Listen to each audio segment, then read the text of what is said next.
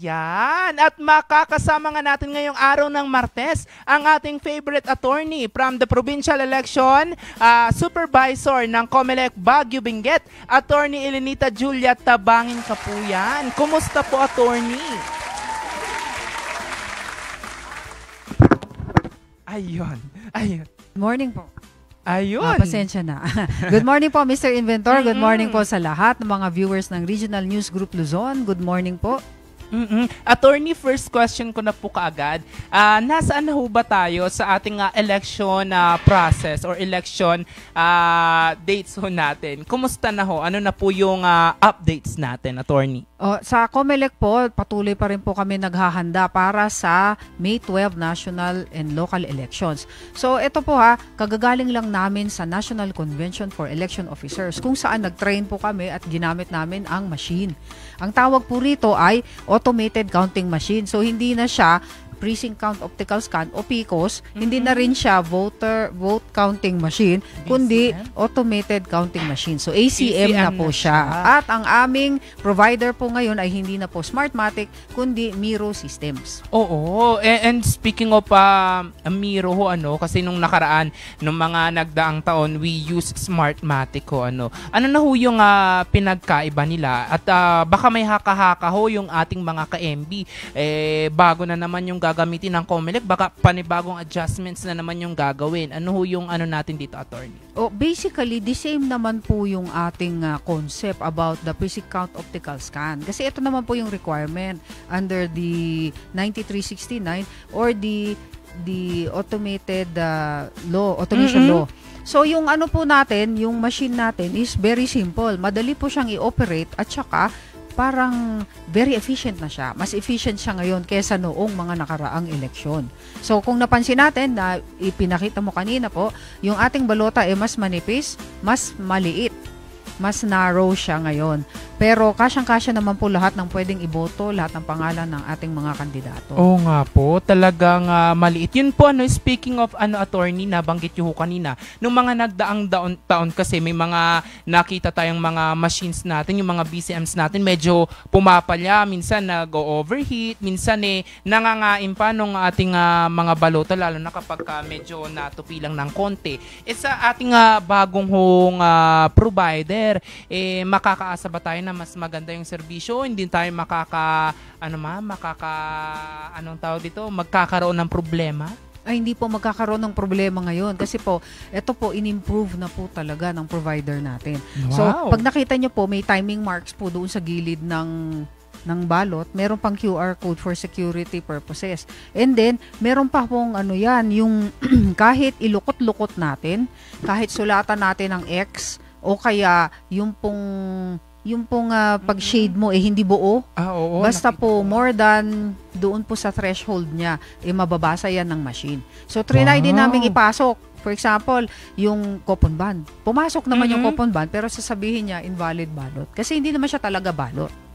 Kaya madedetect po ng ating machine yan, iskascan niya yung mga votes as usual, and then pagka na total na yan, itatransmit na po yan sa central server natin. Kaya hindi naman po siya complicated, very simple nga siya at madaling i-operate ng ating mga guro na in charge po sa elections. Attorney, nakita ko din medyo numipis din yung ating pen kasi dati parang mahirap medyo mataba kasi ngayon medyo numipis na. Ang ganda nga po, attorney. Na-appreciate natin. Pero attorney, paano ho ba gumagana itong machine natin? Kailangan ba ng internet connection dito, attorney? Kailangan lang po ng internet connection pag tayo ay magtatransmit. Pero habang hindi pa nagtatransmit, hindi pa tayo magko-connect sa internet. So, pag na-open na po yan for open voting, dire-diretso na po yung pagboboto. So, ang voting hours natin, ito na po yung bago. Dati po, 7 o'clock in the morning to 7 p.m. ang ating botohan. So, yan yung entire time for regular voters. Pero meron po tayong announcement na mula alas 5 hanggang 7 o'clock, that is for PWD, pregnant women, and the elderly. Uy, medyo napaaga po, attorney, ano, yung talagang excited na or yung mga ayaw ng masyado ng mahabang pila, they can go to their voting precinct kapag araw na ho ng botohan. Napakaganda po, attorney. Pero, attorney, tanong ko lang, kasi nung mga nakarami mga nagka-problema dahil naubusan ng baterya, gaano ba katagal magtatagal itong ating ang tawag nito, yung ating machine po, attorney, yung Opo. kanyang life? Yung battery life ng machine na ito is 14 hours. So, kasyang-kasya yan po sa ating yung voting time natin. Kahit i-include mo yung voting time ng 5 a.m. to 7 a.m. Tapos po, hindi naman natin pababayaan yan. So, kakausapin po natin at hihilingin natin sa Beneco at sa mga electrical providers natin na walang brownout during that time. Pero kung sakasakali, meron siyang battery pack which will last for 14 hours. Kaya okay po itong machine na ito. Then, wag kayong mag-alala just in case nasira yung machine natin dahil pero rare occurrence na yan kasi wala kaming palya kahit nung training namin na buong day kaming nag-train, wala naman pong palya. Wag kayong mag-alala kasi maraming contingency machines na nandun sa ating technical hub. At yung technical hub natin is located in Baguio City and in Bocod, Benguet para po madaling makuha. Kaya madali lang pong palitan yung machine just in case masira. Opo. Speaking of contingency po ng mga machines natin, ilan ho ba yung nakapesto para sa Benguet, attorney? Marami po tayo. Entire Philippines, 50,000 po na contingency machines ang naka-assign po sa atin. Pero for sa atin, for Benguet Province, may naka-allocate na po yan. Kaya yan din po yung gagamitin natin just in case may aberya. Pero hindi yun, ina-assure yan na hindi mangyayari. Kasi po, meron po talagang, yung machine na yan is efficient at saka durable. Attorney, worst case scenario kasi nung mga nagdaang taon din, nabanggit din ho kanina na merong kumuha o tumangay nung ating mga counting machines, ano ho yung natin dito, attorney? O kung meron pong kukuha o tatangay ng counting machine, meron naman po tayong contingency machine. So, pwede naman natin kunin yun at yun ang ipalit natin sa machine. Pero kung after nangyari yun, syempre, tatanggalin na natin yung USB na nakakabit sa loob at nandun yung results. Yung pong dati, SD card po yung gamit natin. Pinapasok natin sa machine yun, SD cards. Pero ngayon, USB na siya. Para iwas na din, corrupt. Handy to bring at saka, syempre, tatanggalin naman namin yan. May backup naman po yan, so hindi mawawala yung results na yan. Huwag kayong mag-alala. Attorney, kasi bago ho yung ating machine, baka sabihin nila may daya yung machine natin. How do we assure a fair and square election for this 2025 midterm elections po, attorney? O para po malaman kung talagang efficient yung machine at efficient yung kanyang binilang, meron naman po, nakaano po yan, transparent po kasi. Yung ating motto ngayon sa COMELEC is transparency.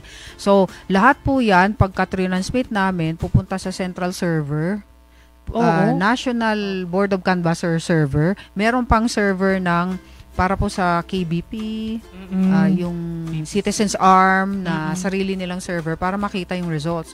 Tapos meron tayong random manual audit na mangyayari yung bang hours after the voting, merong pipiliin tayo sa Tambiolo na mga yung pong precincts na ira-random manual audit. So, ang mangyayari dyan is manual ang bilangan, bubuksan ng Special Board of Election Inspectors yan. Or sa Manila na po, meron ding mag-open yan pagka hindi ganun ang procedure. Kasi dati, dinadala yan sa place kung saan ang botohan, doon natin binibilang ulit. Para lang malaman kung accurate yung voting. Pero last time, sa Manila na po, dinadala yung ballot box na yun, bubuksan nila, ima-manually count. Tapos titignan nila kung accurate yung pagbabasa ng machine. Dati po sa Smartmatic, yung ginamit natin, it's 99% pa nga accuracy. Wow. Kaya mas maganda ang technology natin ngayon, mas efficient siya. So, we are presuming also and we are expecting na 100% na ang kanyang accuracy.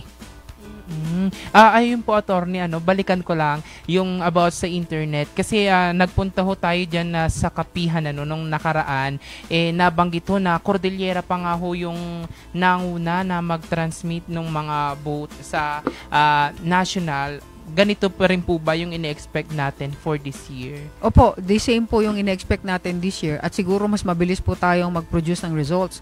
Kasi po, ang gagamitin po nating provider is Starlink. Mm-mm. So, Starlink in every polling place, bale, 3 to 4 precincts, isang Starlink po ang sinabi sa amin. So, hindi magkakamali na yan at hindi yan, yung bang kung wala tayong internet, Oo. wala na tayo. Kasi, Starlink is galing na sa satellite yung kanyang signals. Kaya hindi na tayo mag-aalala. Kung mahirapan na tayo mag-transmit, very efficient naman po yung Starlink. So, in every precinct, meron pong isang Starlink sa bawat 3 to 4 na presinto. Attorney, speaking of precinct, kasi ito yung mga inaabangan talaga ng mga tao kung sino kayang makakasama ko na makakasabayan kung bumoto. Sa isang presinto ho, attorney, ilan ho ba yung pwedeng ma-accommodate po doon, attorney? Sa isang presinto, 1,000 na registered voters. Yan po yung clustered precinct natin na may naka-assign na isang ACM or automated counting machine.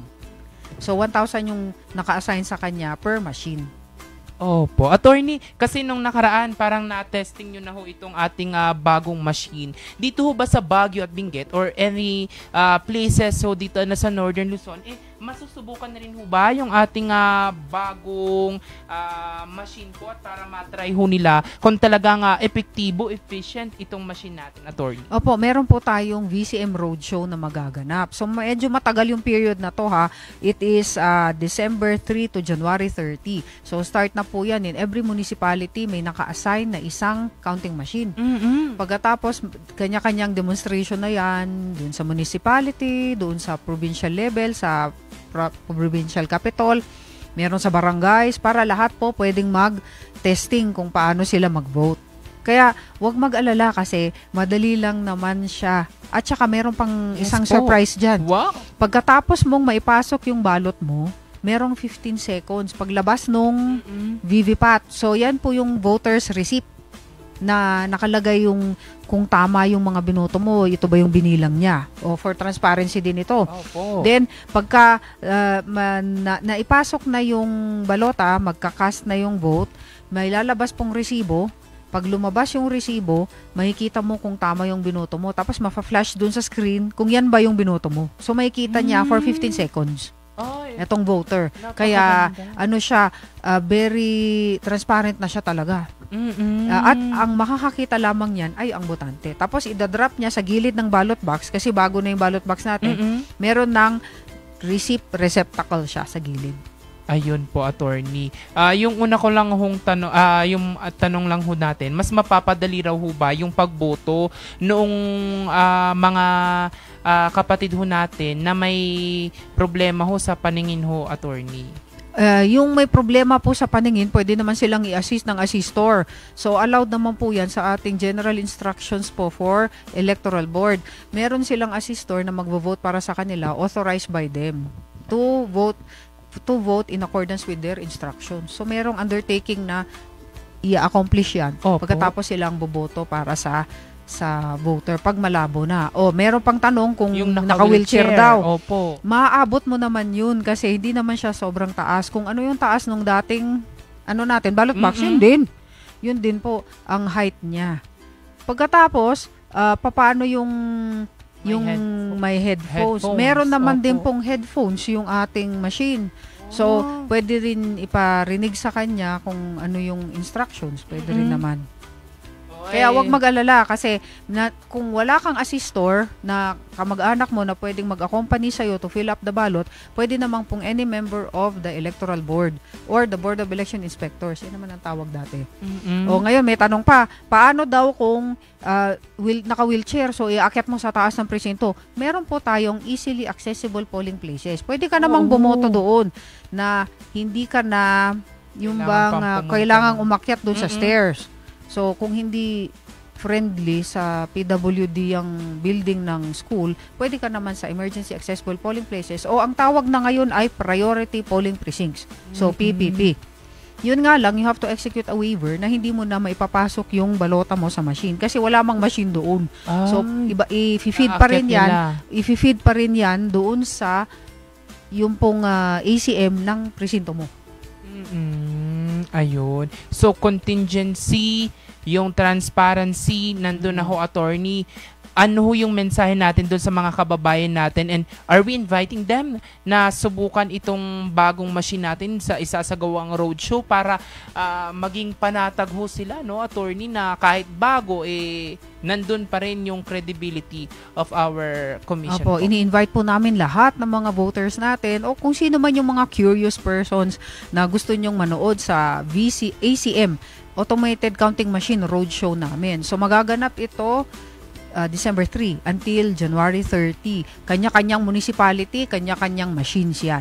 Pero magdadala po tayo ng machine dito po sa Regional News Group Luzon para po ma-demonstrate yan at makakaboto rin po kayo. Ay. Para matesting nyo kung tama nga yung binilang ng ating machine. So, talaga pong ina-uphold namin ang credibility ng elections, honest, Yes po. yung pong voting and peaceful, orderly elections. Attorney, kasi bago ho yung machine natin, syempre kailangan ma-train ho yung ating mga volunteer o yung mga teachers ho natin, ano, para sa pagpasok ho ng mga balota, paggamit ng machine. Kailan ho ba mag-start yung kanilang training, attorney? Opo, so pursuant to automated election law, yung the law which authorizes COMELEC to use automated election system. So, yan po yung Republic Act 9369. So, ito po, kailangan ang lahat at least one in every precinct, yung isang electoral board must be IT capable. Kaya mag-e-exam yan. Kaya magte-training sila. So, ang training po natin is January.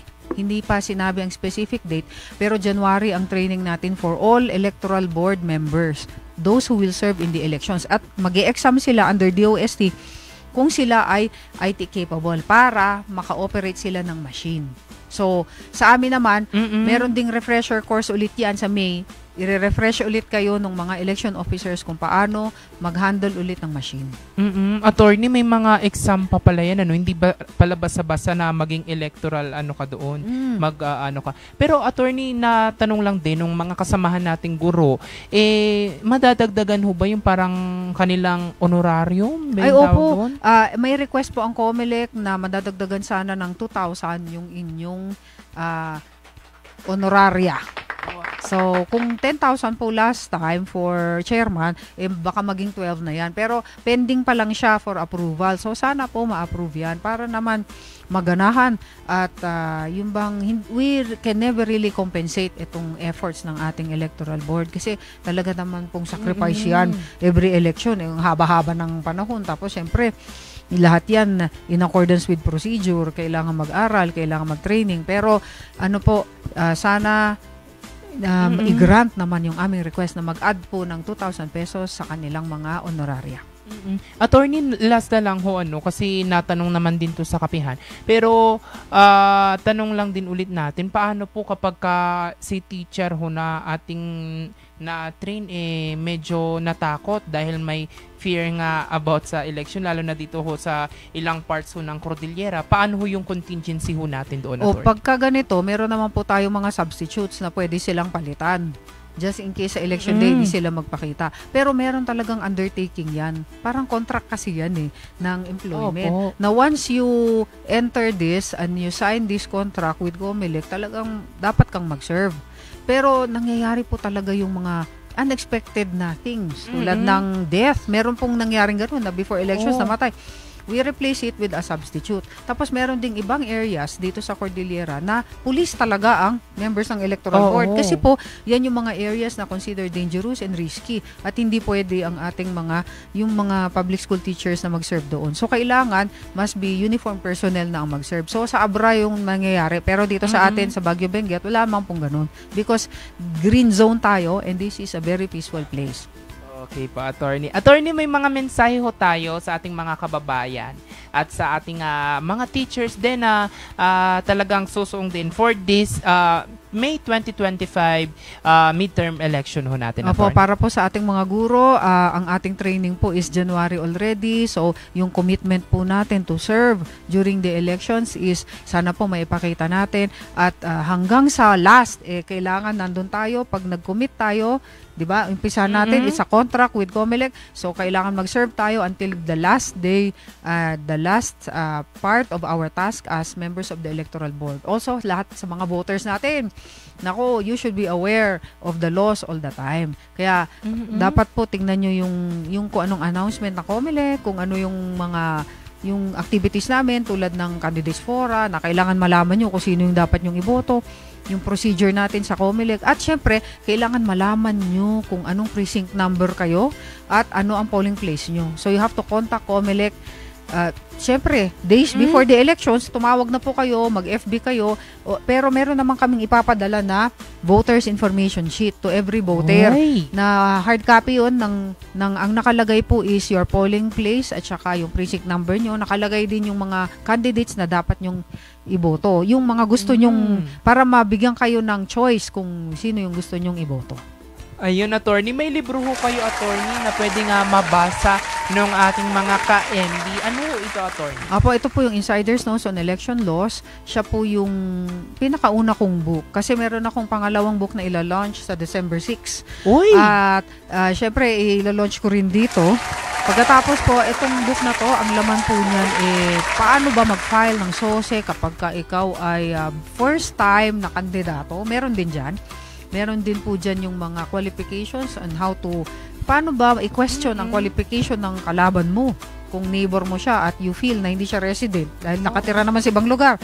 So, meron po tayong mga instances dyan, then may cases po na example. So, kung type nyo po ito, just contact me at my website, attorneyejtabangin.com, or i-message nyo ako sa 0917-507-2439. Uy, napakaganda ho ng Insider's Note on Election Law. And sa December 6, attorney, abangan ho natin ang inyong launching ng pangalawang book or yung book to nitong second edition, yes. Oo, ng ating Insider's Notes on Election Law. May mga gusto hong batian, attorney? Apo, binabati ko po ang lahat ng mga voters natin, syempre, lahat po ng mga guro na magsaserve sa elections, at syempre, lahat po ng government employees na talaga pong loyal sa ating bansa.